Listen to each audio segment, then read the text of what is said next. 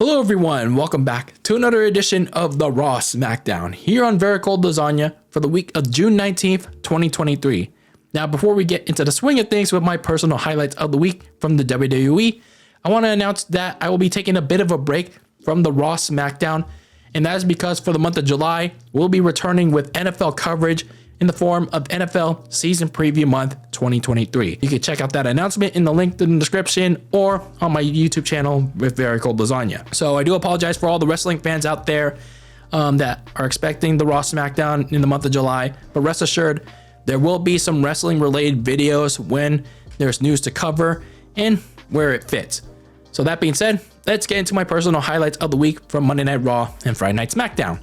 So with Monday Night Raw, there was only two notable things that were to talk about, and that was Logan Paul receiving and accepting an invitation to compete in the Money in the Bank ladder match. And people online were complaining about this, how Logan Paul didn't deserve to be in this ladder match when others had to qualify for it.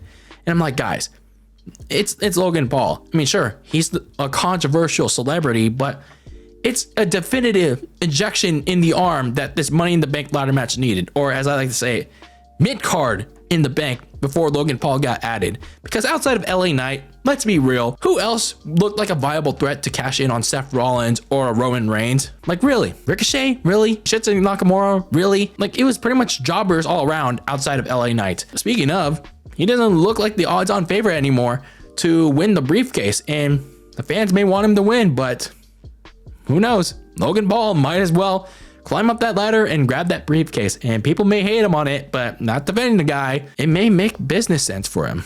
Who knows? So speaking of Money in the Bank, we had the final women's Money in the Bank qualifying match between Raquel Rodriguez and Trish Stratus. The match was okay, but the finish was kind of more interesting to say the least. Becky Lynch came out, she brawled with Zoe Stark, and then Trish Stratus went on to confront her, and she actually egged Becky to attack her. And funny enough, she did. Becky Lynch actually attacked Trish out of emotion, and it got Raquel Rodriguez disqualified. Becky is now gonna have to face both Zoe Stark and Trish Stratus in the Money in the Bank ladder match. I was like, what a dumbass. Becky Lynch was made to look like a dumbass in this scenario. And sure, I have my gripes against the stale and repetitive man that is Becky Lynch, but this was such a weird segment. And yeah, it protected Raquel as well, but this was just weird. This was just very weird.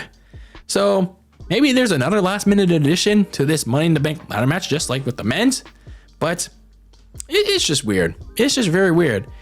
So that was Raw for you. Now let's move on to SmackDown, where there were a little bit more interesting things with that show. First up, we had Ronda Rousey and Shayna Baszler defeat Alba, Fyre, and Isla Dawn in the barely hyped unification matchup to unify the WWE and NXT Women's Tag Team Championships. The match was okay, but it was what happened afterwards that set up a potential next matchup for the new Undisputed Women's Tag Team Champions. So you notice that Raquel Rodriguez was there sitting ringside, yes, a Raw superstar on SmackDown. It was not just for without reason. After the match, as Raquel was gonna walk back to the backstage area, but Shayna Baszler calls her back to the ring, asking why was she there in the first place. Raquel went on to say that we want our rematch for the titles that we never lost. Shayna Baszler's like, we? Trying her very bad Uncle Phil impression, like, we? But you better watch me.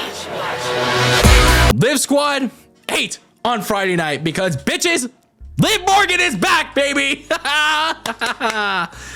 That's right, ladies and gentlemen. We thought Liv Morgan was gonna be out for about 3 months, but nope, she's back, bitches. And Liv and Raquel are gonna fight for those women's tag team titles against Ronda Rousey and Shayna Baszler for the titles they never lost. The one saving grace of this women's division is back. So what also saved SmackDown for me was the fallout from Jey Uso's big decision last Friday night on SmackDown, where he gave Roman Reigns a super kick. We're 3 years in the making, and he finally left the Bloodline. So we're about to hear why he exactly left the Bloodline. It is basically like Jey Uso. He was tired of being disrespected by the tribal chief, and he was just trying to protect the family as well. While he was able to forgive Roman Reigns eventually because he was his blood, he was his family, he wasn't able to forgive him now because Roman was being poisoned by a snake in Paul Heyman. Basically, yeah, it was a pretty good promo, and they were ready to go to war, civil war, like Captain America and Iron Man in London. Meanwhile, Solo Sikoa was all pissed. He was angry. He didn't want to talk to anybody because he was still feeling the effects of that betrayal last week. So he Samoan spiked Ridge Holland, and that led to Sheamus challenging him to a fight later in the night, where unfortunately for Sheamus, he got brutalized by Solo Sikoa and he was destroyed by the end of the night. It looked like Solo was about to even destroy Sheamus even further, but then the Usos came out, gave Solo Sikoa a round of super kicks and a double Uso splash to end SmackDown. Now, I will say that I thought Solo was going to get the upper hand on the Usos to show off his dominance, his rage on that betrayal, but I mean, it was okay for what it was with the Usos getting double teaming Solo, but it kind of made Solo a little bit weak, but it is what it is. You don't have the tribal chief there, so you gotta establish that follow-up, and that's what the Usos did. So yeah, that was SmackDown for you. But for the most part, these shows are not that great. They were not that great outside of Logan Paul being there, Liv Morgan back, and yeah, this Bloodline story that continues to build up, and it's going to continue to build up even further now that we're heading to these go-home shows with Money in the Bank. All out Bloodline Civil War, ladies and gentlemen. So yeah, let me know your thoughts about these shows. Yeah, next week, there could be possible that I do one more Raw Smackdown, because SmackDown is in London and there will be spoilers out there. So beware, ladies and gentlemen, but we will see. Anyway, let me know your personal highlights from this week's shows. I'd like to know your thoughts. And yeah, keep that lasagna very cold in the fridge with your takes on the world of sports. And until next time, peace out.